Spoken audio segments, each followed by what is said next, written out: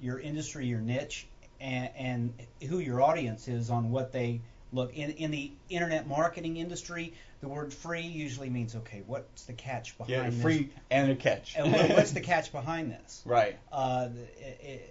It means things to different audiences. Right. And so in that situation, maybe you stay away from free. You don't say get your free white paper. You say learn about. Just say simply learn about whatever, and they provide their email or whatever. Just as a question, as I'm thinking about this, do you automatically send it, or do you always require an email verification? Most of the time it's an email verification. Yeah, because if they're just going to give you a bogus email, then they don't really deserve the information that's. Right. And I think there's two schools of thought here, and it depends on what you're trying to do. I mean, you can't even take it the step out and say, okay, I'm going to just let somebody download something. Right. Because and just have a link there. There's some type of an engagement. Right. And from that, you can step them into, you want more or bigger and better. Right. Now you're going to have to give me your email address, and with that, there's a what we call a double opt-in, the confirmation. Right. Keep yourself out of trouble. And keep your doors open. Right. There's been too many. It's not a myth any longer about you're going to get sued and shut your doors because of email issues. Right. And you're talking specifically like email spam issues. Well, it's gone to the point now where if somebody doesn't like you, they can submit emails to you because there's lists of people out there of known people that hate unsolicited email. Right. And they'll submit their email to you, and if it's not double opt-in, that person will make your life miserable. Wow. And there's actually some lawyers that will, if their name gets on a list like that, it's unsolicited. I've had one say, I've made more money this month by getting them to settle with me than I did in my own practice, because he would just go down the list of his garbage and say, you know what, I am a lawyer, so it's not going to really cost me anything, but I'm going to sue you unless you send me a check for $2,000. And he made lots of money. Now, is that ethical or not? Bottom line, it's just showing that he's a lawyer, so is that a rhetorical question? Yeah. But the bottom line is that it's not a myth, and it's the court systems do recognize it, and you can get yourself in a lot of trouble now if you don't do a double opt-in. So be careful about. I think some messages that we can pass along. Be careful about any sort of email newsletter system that you do set up. Make sure we use Constant Contact. I don't know if you use another service or you just. I contact Aweber. Yeah, Aweber also we use. So there's a lot of really good services out there, and they have a couple advantages. One of them is if you happen to be hosting with some sort of smaller company. There are some times you have email problems. You have problems getting emails into MSN, into AOL, or into Hotmail or Gmail, where a Constant Contact has reputations and established relationships with the larger mail services, so they don't have as many problems. So right. That's an advantage worth it in and of itself. That's a whole conversation in itself. Yeah.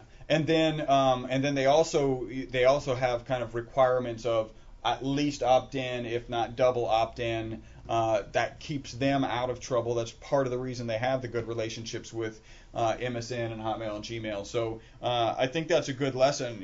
Definitely make sure you're using a reputable service, because you don't want to get sued. I actually was at a big seminar. It was about 7,000 people, and there's an attorney on stage, and he said. I don't know, like 2 paragraphs or whatever into his little speech. He said, well, I really have to apologize for my lisp because I cracked my tooth the other day when the ambulance slammed on its brakes. You got to appreciate a lawyer with the ability to laugh at himself. Absolutely. So that's awesome.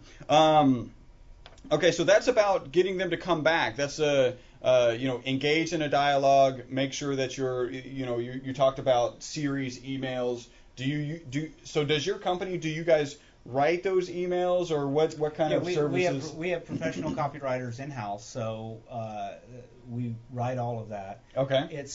It's the conversation. Now email is not the conversation. It's still a very viable conversation to engage in. A lot of people say, "Oh, email's dead." Actually, just the opposite. I agree. If it is, it has to be managed today. It can't be. It used to be the Wild West where you could hit send and just blast, and who cares about the complaints? It doesn't, Yeah, now that gets you in court. Right. But or at least somebody threatening to get you in Right. court, and you send them requesting a couple grand. so, let's say that somebody enters your space via an email. Right. Okay. Because maybe that's how they prefer to communicate is email. Right. There's I different. think there's a lot of people out there who they may chat, they don't feel like picking up. A lot of people just don't want to pick up the phone for whatever, maybe because they don't want to be sold to, by a talented salesperson, so they don't want to, they don't want to have to be put in that situation. So email's safe, and even chatting is safe because they can always just close it or Right. ignore it or whatever. Just hone down to a knit few. Right. But you can get somebody. Let's say that you have a Facebook page. In your email series and communication, you can all of a sudden introduce your Facebook to them. Right. Right. Okay. So that's just one touch point, if you will. Is, hey, Right. we remember. So maybe after all said and done, they want your emails because they want your information. Maybe they don't read it like they really would like to. Right. But all of a sudden, wow, now I'm being introduced to Facebook, and they maybe engage better. Right. Right. Okay. Because that may be something they check regularly, and yeah. This at the same point, you can do the same thing on your Facebook in coming back the other direction. To the email campaign or to a particular page where you're giving away that white paper. Yeah. Right, or just general information. Getting them to come back for more it really can only happen through an ongoing conversation. You can blast out an email that you haven't had a conversation with that are opt-ins, Right. and you might get some return of that. I'm selling golf balls and Right. and they're 50% off because it's springtime. Right. You'll get some buyers. Right. Right. But a lot of people aren't going to remember who you are, and did I ever really get on this list? Yeah, I don't remember why. Or Yeah. I've started buying golf balls from so and so over here because they're communicating with me. Right. Right. Okay, and so they're gonna because we are humans, we still need that communication. Okay. Yeah, I think we did an interview with a guy by the name of Joe Orsak, and it was actually a really powerful interview. He does ImproveMyCreditUSA.com, and one of his value-added propositions for his business is communication. They talk about 100% communication. It's kind of motivated us to kind of go into the No Geek Speak, our new website when we get the chance to finalize it. It's going to kind of stress that, that we can speak your language, we can speak your business's language, and we communicate a lot.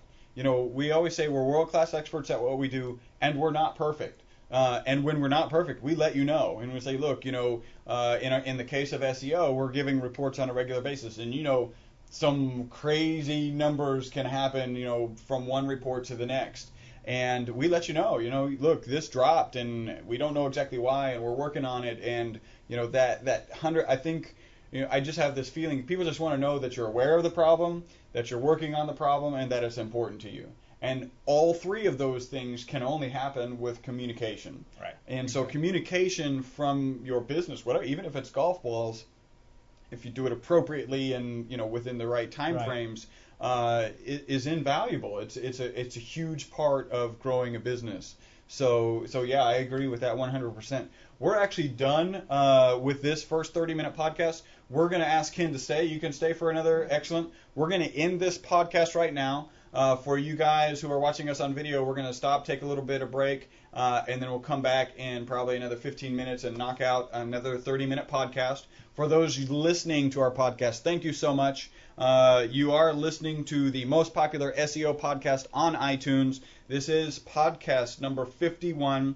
Remember, send us emails at podcast@e-webstyle.com. Again, that's podcast@e-webstyle.com. Your website again, Ken? Searchmarketingprofits.com. You want to give out an email or something that they can, or just send them to? Yeah.